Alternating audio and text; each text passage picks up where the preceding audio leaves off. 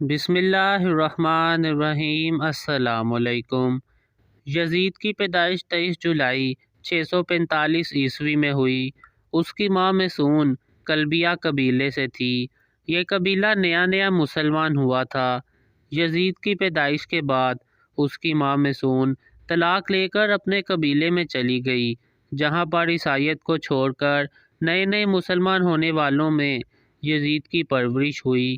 اسی لیے مسیحیت کی تعلیمات سے بھرپور یزید کی شخصیت سب پر عیاں تھی۔ بندروں کو پال کر ان سے کھیلنا، شراب خوری اور شطرنج اس کی مصروفیت کا اجاگر پہلو تھے۔ انتہائی مخالفت کے باوجود یزید 60 ہجری میں تحت نشین ہوا۔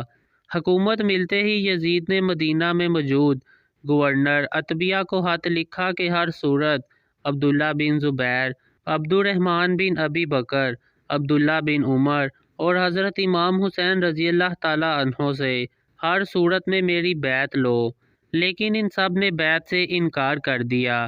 یزید نے مدینہ کے گورنر کو دوسرا خط لکھا تو گورنر مدینہ حضرت امام حسین کے پاس حاضر ہوا اور بتایا کہ یزید نے مجھے زبردستی آپ سے بیعت لینے کو کہا ہے۔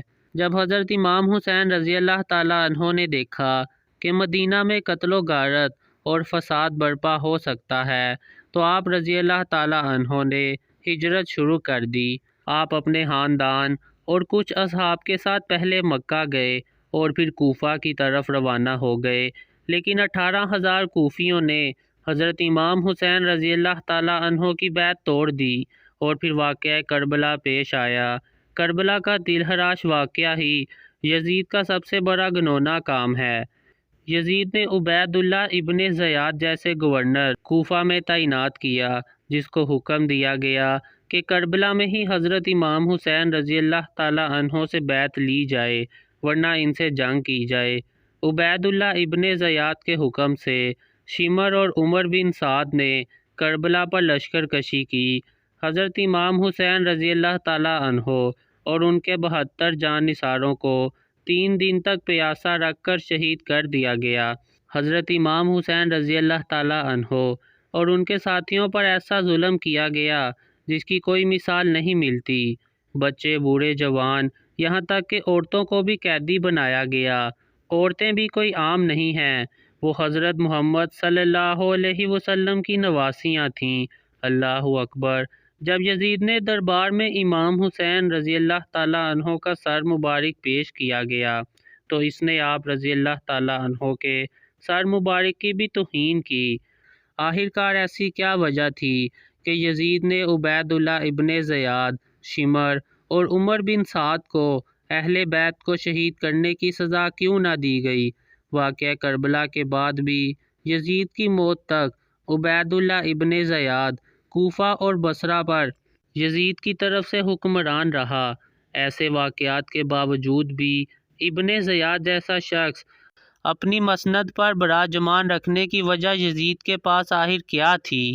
اب 63 ہجری میں مدینہ کے لوگ یزید کی بیعت توڑ دیتے ہیں تو یزید کی فوج مدینہ پر حملہ کرتی ہے۔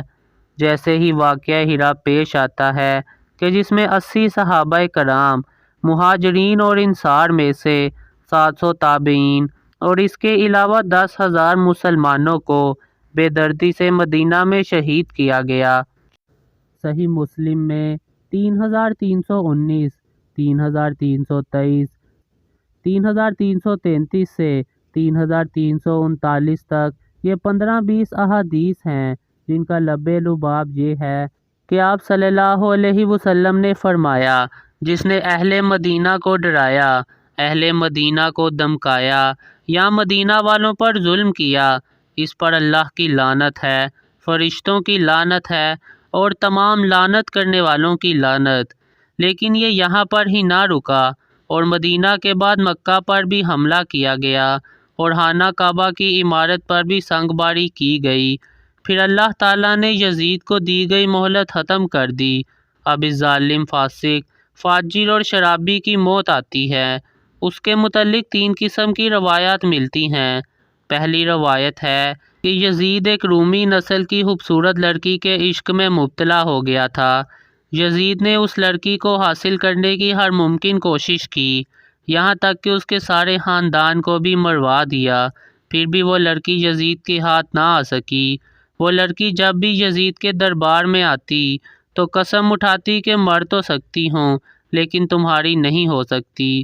ایک دن لڑکی کے دل میں آیا کہ میں اپنے والدین کے قتل کا بدلہ لیتی ہوں۔ لڑکی نے یزید کو رنگریلیاں منانے کے لیے ایک جنگل میں اکیلے بلایا۔ وہاں یزید شراب پی کر مست ہو گیا اور لڑکی نیم عریاں لباس پہن کر یزید کے سامنے بیٹھ گئی اور وہ شراب پیتا رہا۔ جب لڑکی نے دیکھا کہ یزید شراب پی کر چور ہو چکا ہے تو اس کو بستر پر لے آئی اور پھر مستیاں کرتے کرتے یزید کی گردن کاٹ دی۔ کئی دن تک یزید کی لاش وہاں جنگل میں ہی پڑی رہی۔ اس کو چیل اور مختلف جانوروں نے نوچ کھایا۔ یزید کی فوج ڈھونڈتے ڈھونڈتے وہاں پہنچ گئی، پھر اس کو دفنا دیا گیا۔ یزید کی موت کی دوسری روایت یہ ہے کہ 64 ہجری میں یزید ایک انتہائی موذی بیماری میں مبتلا ہو گیا جس سے اس کی آنتیں جل گئیں۔ وہ مچھلی کی طرح تڑپتا رہا۔ پیاس اس شدت سے لگتی تھی کہ وہ خود پانی کے تالاب میں گر جاتا تھا، لیکن گلا اس قدر بند تھا کہ ایک گھونٹ پانی بھی گلے سے نہ اترتا تھا۔ اسی حالت میں 3 دن رہنے کے بعد یزید کی موت ہوئی۔ یزید کی موت کی تیسری روایت یہ ہے کہ چونکہ یزید بندر پالنے کا شوقین تھا تو اسی شوق نے اس کی جان لے لی۔ ایک دن یزید نے ایک بندر کو وحشی خچر پر بٹھا دیا اور خود اس کے پیچھے گھوڑا دوڑانے لگا۔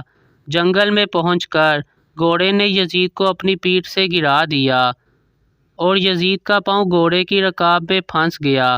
وہ گھوڑا دوڑتا رہا۔ یزید زمین پہ گرتے گرتے اس کا سر ایک پتھر پہ جا ٹکرایا، لیکن وہ گھوڑا نہ رکا، یہاں تک کہ یزید کا جسم پامال ہونے لگا۔ یزید کی فوج نے جب یزید کی لاش کو دیکھا تو وہ کہنے لگے کہ نواسہ رسول صلی اللہ علیہ وسلم کے خون کی یہی سزا ہے۔ یزید صرف 3 برس 6 ماہ تک تحت شرارت و حباست کر کے 14 ربیع الاول 64 ہجری کو شام ملک کے شہر حمص کے علاقے حوارین میں 39 سال کی عمر میں مر گیا۔ آج بھی اس ملعون کی قبر دمشق میں نشان عبرت ہے۔